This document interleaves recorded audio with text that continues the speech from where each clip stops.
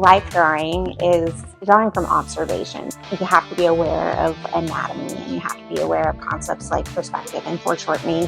So I am trying to learn the skills that are required in life drawing.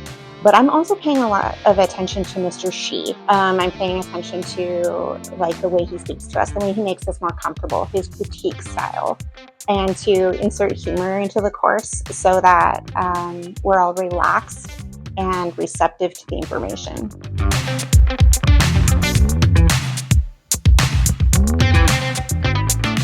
This is a life drawing course where students learn how to draw a human figure by looking closely and then draw from direct observation.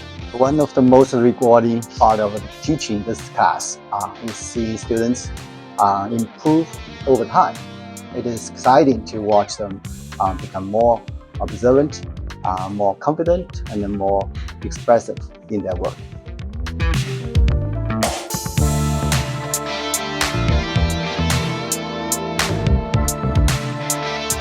I chose CTC because it has this huge art department, and I wanted to have more practice, more things that I could touch and experience. And we're always hungry for more artists. We'd be happy to have you. And if I could recommend something, you need to come humble.